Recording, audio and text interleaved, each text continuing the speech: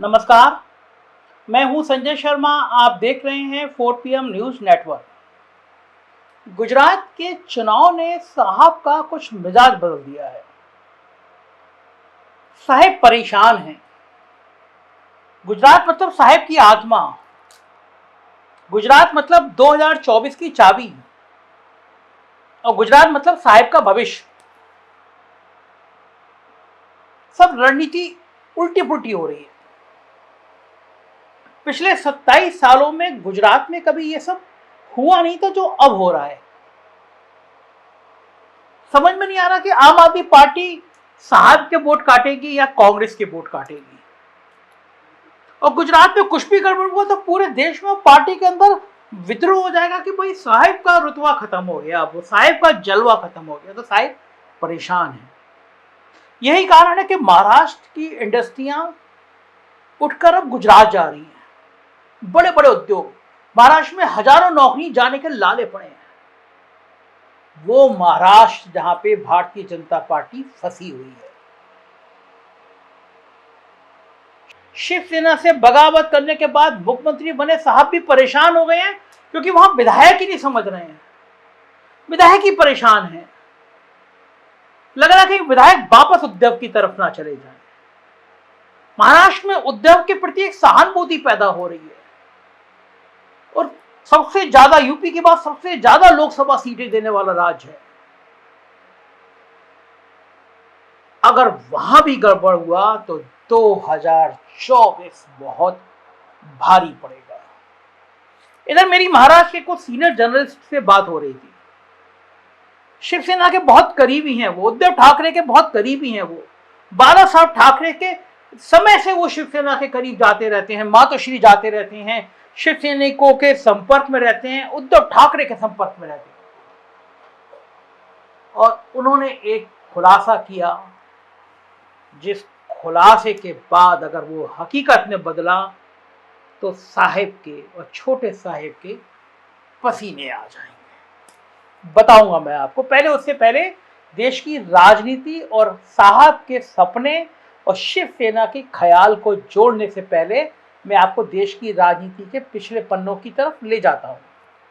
पिछले कुछ दिनों पहले तेलंगाना के मुख्यमंत्री के चंद्रशेखर राव ने अपनी पार्टी को राष्ट्रीय स्वरूप देने की दिशा में कदम बढ़ाया। एक जमाने में एनटी रामाराव भी अपनी तेलुगु देशम की भारत देशम बनाकर दिल्ली की सियासत में एक लंबा खेल खेलने का इरादा रखते थे, क्योंकि 1984 की लोकसभा में कांग्रेस 414 सांसद के बाद उनकी पार्टी ही दूसरे नंबर की पार्टी 30 सीटें हुआ करती थी। एक सेकंड, मैं आगे बात शुरू करूं उससे पहले एक बार फिर संख्या को देखिए। 414 सांसद। कांग्रेस के 1984 की लोकसभा में 414 सांसद। भारतीय जनता पार्टी अभी बहुत दूर की कौड़ी है यहां तक पहुंच पाना। इतने प्रचंड बहुमत के बाद भी कभी आपने कांग्रेस के नेताओं को इतना अहंकार, इतना तानाशाह होते नजर नहीं देखा होगा, कभी नजर नहीं आए। खैर, मैं बात कर रहा था तेलुगु देशम पार्टी की। तो वो जो 30 सीटें, तेलुगु देशम दूसरे नंबर की पार्टी 30 सीटें हुआ करती थी। इस हालत में भी उनकी राष्ट्रीय महत्वाकांक्षा खूब जगी थी। लेकिन 1988 आते आते बोफोर्स मामले ने पूरे देश में इतना बड़ा बवंडर खड़ा कर दिया, जिससे एनटी रामाराव को वीपी सिंह का बगलगीर बनना पड़ा। उन्हें रामो वामो मतलब राष्ट्रीय मोर्चा वाम मोर्चा का संयोजक बनकर ही संतोष करना पड़ा। लेकिन ये सब बातें जो मैं आपको बता रहा हूँ, इस सेकुलर नेता की थी, जो सेकुलर जिनकी छवि थी, और उनकी सेकुलर नेताओं की राष्ट्रीय महत्वाकांक्षाओं की बातें थी। लेकिन आज हम चर्चा कर रहे हैं हिंदुत्व की लाइन पर चलने वाली एक पार्टी की राष्ट्रीय महत्वाकांक्षा की, जो मैंने आपको बताया था कि जिस सपने की बात कर रहा हूं और जिस सपने से साहब के पसीने आ जाएंगे, उस पार्टी की बात कर रहा हूं। एक ऐसी पार्टी जिसके हिंदुत्व की साख तो भारतीय जनता पार्टी से भी ज्यादा है, लेकिन उसका आधार सिर्फ महाराष्ट्र तक सीमित है। अब अंदर खाने चर्चा चल रही है कि शिवसेना भी अपनी राष्ट्रीय महत्वाकांक्षा की तरफ कदम बढ़ा रही है। आज की शिवसेना बाल ठाकरे के बेटे उद्धव ठाकरे की शिवसेना है, जिनकी पार्टी को भाजपा ने तहस नहस करने की कोशिश की है। लेकिन इसके बावजूद महाराष्ट्र का जनमानस उद्धव के पक्ष में खड़ा नजर आ रहा है। मेरी महाराष्ट्र के कम से कम 1 दर्जन पत्रकारों से बात हुई, वहाँ के पॉलिटिकल जो बहुत जानकारी रखते हैं उन लोगों से बात हुई, सामाजिक कार्यकर्ताओं से मैंने मुंबई में बात करी। मैं जानना चाह रहा था कि उद्धव के पक्ष में जनमानस है नहीं, सब ने कहा कि एक सहानुभूति पैदा हो गई है उद्धव के पक्ष में। हालांकि एक दौर ऐसा भी था जब गठबंधन में होने के बावजूद बाला साहब ठाकरे भाजपा को कमलाबाई कहकर उसका मजाक उड़ाया करते थे। ये हिम्मत थी बाला साहब की। लेकिन तब उस दौर में प्रमोद महाजन और गोपीनाथ मुंडे जैसे भाजपा नेता थे जो शिवसेना के साथ इतनी मजाक होने के बावजूद भी परस्पर सहयोग और भरोसे का गठबंधन बनाकर चलते थे। लेकिन अब दौर बदल गया है। अब दौर देवेंद्र फडणवीस का है, जिनका डिमोशन हुआ या प्रमोशन ये आज तक तय नहीं हो पा रहा कि एक आदमी मुख्यमंत्री बनने के बाद डिप्टी सीएम बन गया है। सिर्फ इतना तयशुदा दिख रहा है कि वो भाजपा की गुजरात लॉबी, मोदी और शाह की लॉबी उनके हाथों में इस कदर खेल रहे हैं कि जहां हिंदुत्व से ज्यादा बड़ी अहमियत मोदित्व की है, और यही मोदित्व, यही साहब के प्रति प्यार शिवसेना को राष्ट्रीय स्तर पर हिंदुत्व के खाली हो रहे स्पेस को भरने के लिए प्रेरित कर रहा है। आइए मैं आपको बताता हूं शिवसेना ऐसी कोशिश करती हुई क्यों नजर आ रही है, क्यों उद्धव ठाकरे के मन में देश की राजनीति का ख्याल आ रहा है और क्यों उद्धव ठाकरे देश भर में भाजपा का बोर या बिस्तर बांधने के मूड में दिख रहे हैं।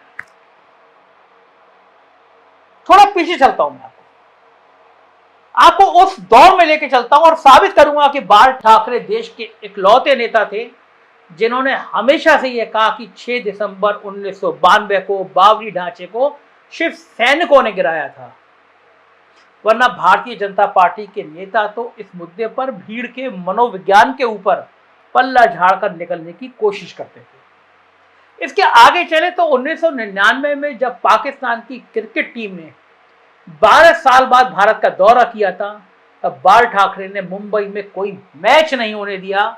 इतना ही नहीं, शिव सैनिकों ने दिल्ली के फिरोज शाह कोटला स्टेडियम की पिच तक खोद डाली थी, जिस वजह से उस टूर्नामेंट को रीशेड्यूल करना पड़ गया था। इसके बाद जब 2008 में 26/11 का हमला हुआ, तब सड़क पर लोगों को राहत पहुंचाने की कोशिश करते हुए शिव सैनिक ही दिख रहे थे, ना कि भारतीय जनता पार्टी के लोग। हाल ही में जब उद्धव ठाकरे मुख्यमंत्री थे, तब उन्होंने औरंगाबाद का नाम बदलकर मराठा इतिहास के बड़े ही गौरवशाली नाम रहे संभाजी के नाम पर संभाजी नगर करने का फैसला कर लिया था।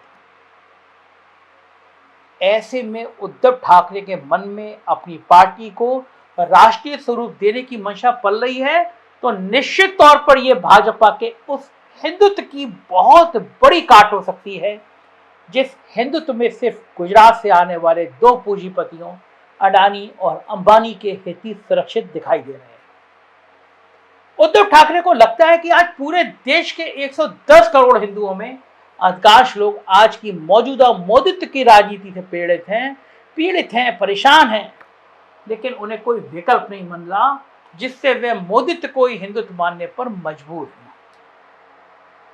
एक ऐसे दौर में जब देश के आम हिंदुओं को 5 किलो राशन की सरकारी इमदाद पर गुजर बसर करने को उस दिशा में धकेल दिया जा रहा है, तो जाहिर है इस व्यवस्था से उपजे असंतोष को बनाने के लिए ना सिर्फ राहुल गांधी की भारत जोड़ो यात्रा ही तत्पर नहीं दिखती, बल्कि वो ताकतें भी तत्पर हैं जो आज की तारीख में हिंदुत्व की सियासत को ही जनमानस की रहनुमाई का जरिया समझती हैं। और जब भी ऐसी ताकतों का जिक्र होता है तो एक छोटे इलाके में से ही शिवसेना की विश्वसनीयता संघ और भाजपा से ज्यादा नजर आती है। याद कीजिए, अपने देश के लगभग सभी शंकराचार्यों को, आपने लगभग सभी शंकराचार्यों को संघ के खिलाफ बोलते हुए सुना होगा, लेकिन शिवसेना और बाल साहब ठाकरे के खिलाफ बोलते हुए शायद किसी ने नहीं सुना होगा। यानी सनातन धर्म की परंपरा के साथ संघ और भाजपा के हिंदुत्व का जो द्वंद्व है, उसे भी आने वाले समय में शिवसेना के द्वारा भुनाने की कोशिश हो सकती है। इसलिए यदि शिवसेना राष्ट्रीय फलक पर आती है तो भाजपा को नाको चने चबाने पड़ सकते हैं। उद्धव ठाकरे का प्लान है ये, उद्धव ठाकरे की योजना है, खासतौर से हिंदी भाषी राज्यों में अपना विस्तार करने की योजना है। और अगर शिवसेना इस विस्तार पे आती है तो बड़े साहेब और छोटे साहेब को पसीने तो आने हैं। क्या होगा उनकी राजनीति का, 4PM की निगाह रहेगी। आप देखते रहिए 4PM न्यूज नेटवर्क। यही चैनल है जो सच बोलने की हिम्मत करता है, गोदी मीडिया नहीं बनता। साथ दीजिए, सब्सक्राइब करिए, दोस्तों से कहिए जरूर सब्सक्राइब करें इस चैनल को। यूपी की खबरें देखनी हो तो 4PM यूपी, और बिहार की खबरें देखनी हो तो 4PM बिहार को सब्सक्राइब करिएगा। शुक्रिया, थैंक यू।